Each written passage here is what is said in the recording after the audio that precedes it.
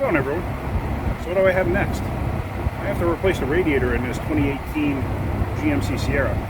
I've never done one before, so I got no idea how to go about it. But I'm assuming, just looking at this, that I got to take a bunch of covers and shields off. I don't know. I have no idea what's involved. I've never done one before, so I guess I'm going to learn as I go along.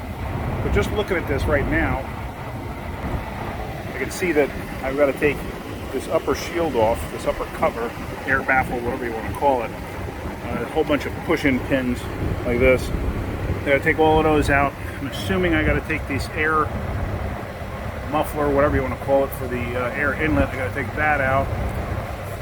Let me start there. Let me get all that stuff out and go from there.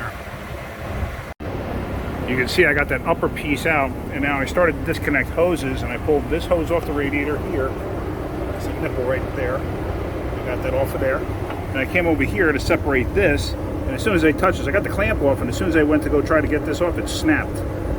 So this, I've seen this plenty of times. To get the broken piece out of here, basically I'm going to take a pair of pliers and just crush the hose several times with the pliers while holding the hose in that position, and usually the stuff will fall right out. Because what happens is the plastic just gets brittle over time. But I'm not going to do that right now. I'll do that after everything's apart. Just wanted to show you that. And there we have everything out of the way in terms of the air box and the air snorkel and that.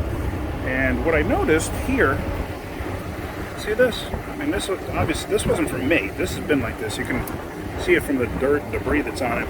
But this is supposed to clip down there. See that spot right there? That's where this is supposed to clip into.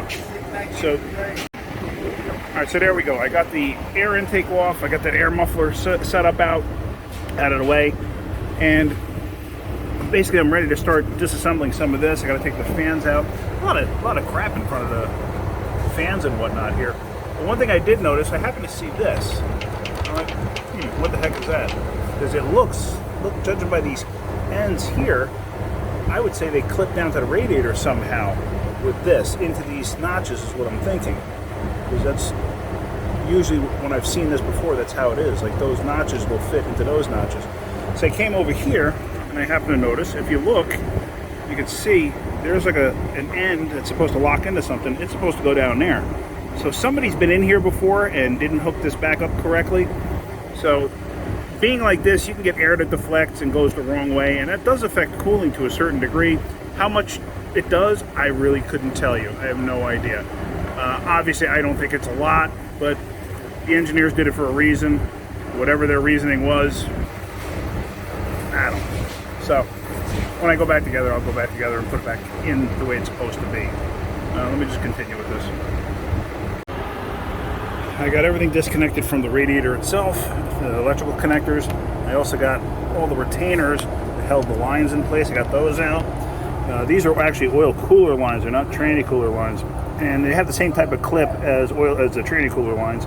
So I got them out. So that's out of the way. I got a bucket underneath this thing, so it's draining into that. I got the upper bolts out for the fans.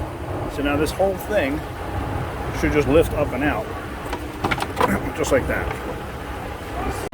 So with that out of the way, I'm taking here, I'm looking and seeing, I got the upper mount bolts there and there.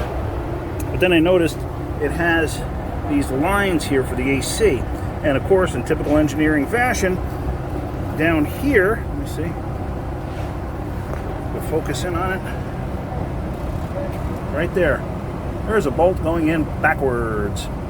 So I gotta figure out how I can get to that side of the bracket to get it out. See it down there? That one right there. It goes in backwards. So I don't want to have to take the whole nose of this thing off just to get to that one little 10mm bolt. So I'm going to have to get in there with a little something to try to get that thing out, which I should be able to. Just why they had to do it that way is beyond me. Everything bolts on from this side except that one bolt.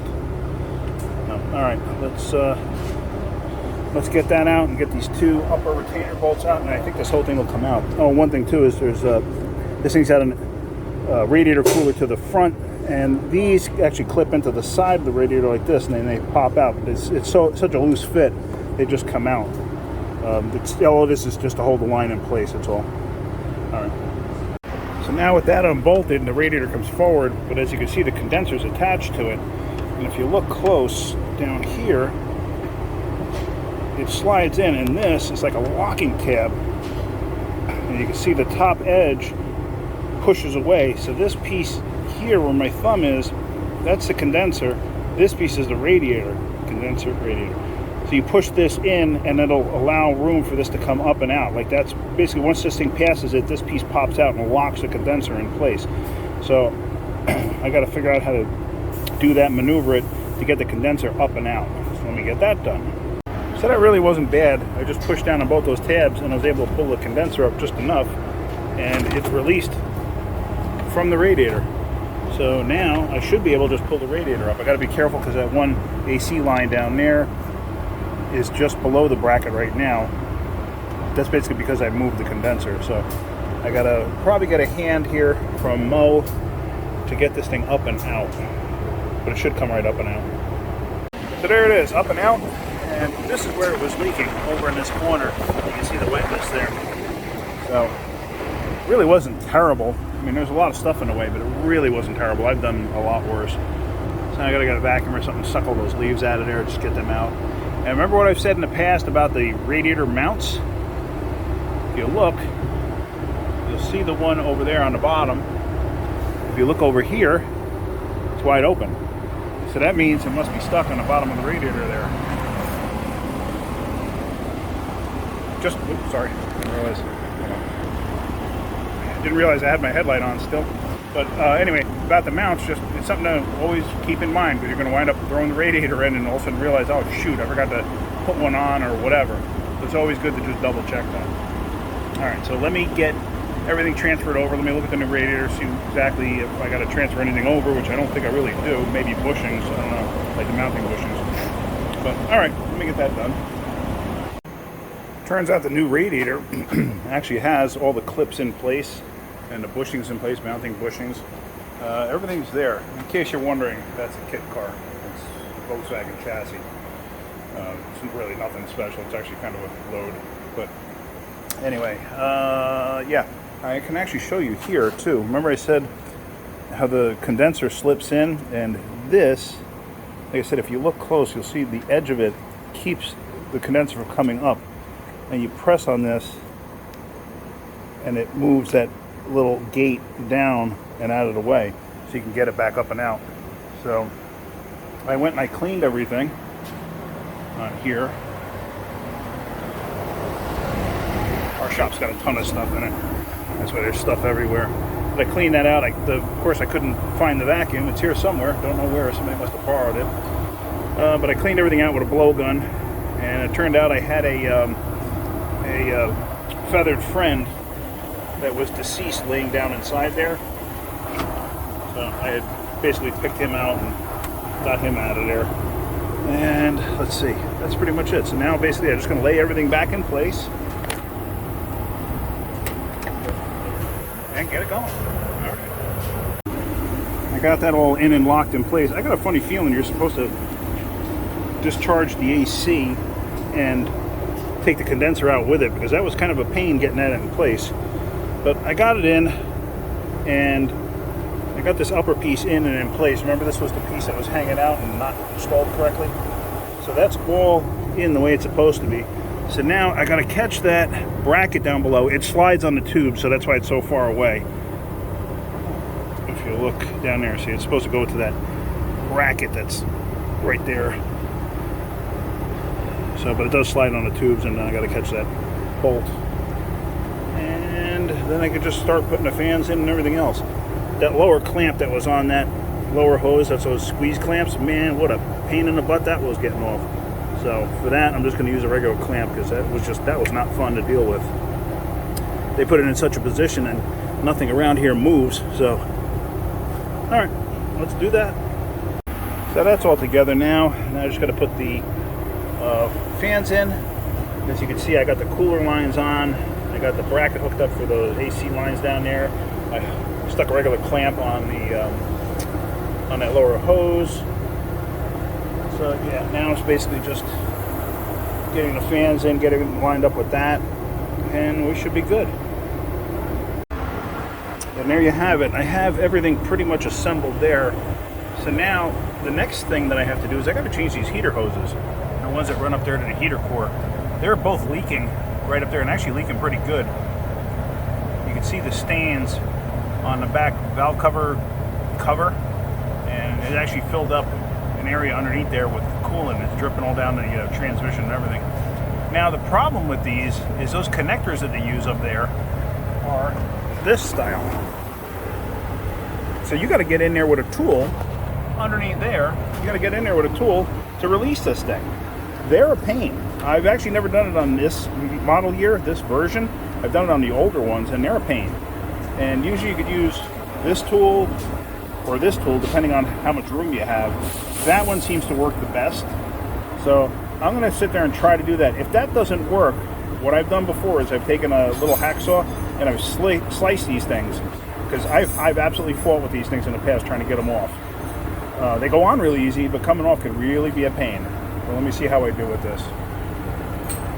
Now, one thing I forgot to show you is if you look in there, you see those 4 tabs? That's what locks it in place. Then you have a tool like this that'll separate them or push them away.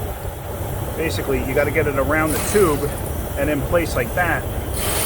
And this way it depresses those tabs and gets them out of the way. So this is the tool that I'm going to try to get in place back there. So there we go. We got the tool in place. As soon as I started to manhandle these things, the ends just snapped right off. So I just basically just took them and tucked them out of the way. So this tool is now tucked in there and it's basically bottomed out. So hopefully that will come out. I may have to grab it with these. Let's see. I may have to put my phone down. Let me just see. Oh, no, there it goes.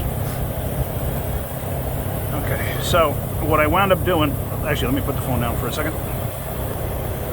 There actually must be a special tool just designed for this, or designed just for this, because what I wound up having to do was I actually had to shave this down a little bit because the dimension was a little bit too big to, with the pipe in place, for it to fit inside there to depress the things. Like I could get one side in, like that, but I couldn't get the other side in because it was a little bit too thick.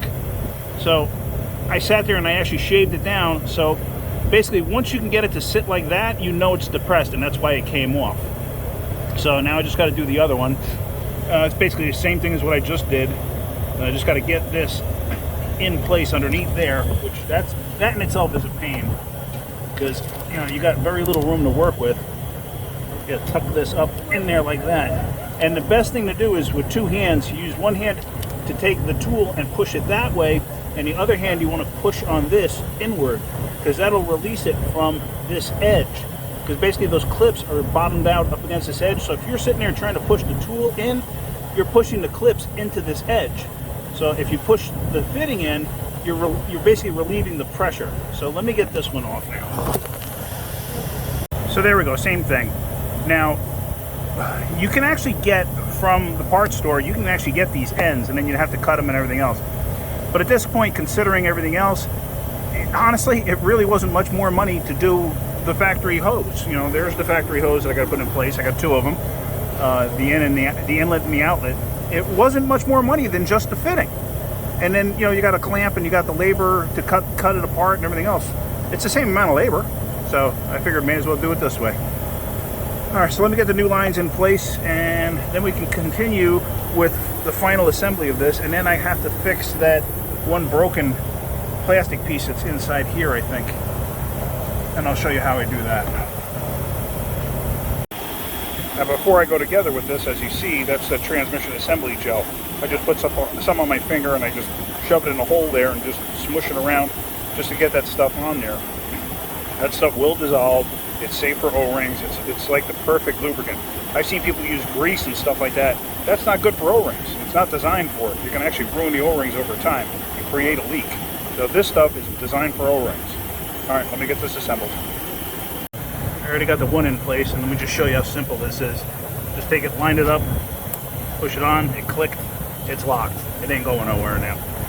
So it doesn't get much simpler than that. So now let me route the other end. And there we go. They're installed now. That's all done. And now I can just go on and I can finish the assembly of the air intake and whatnot.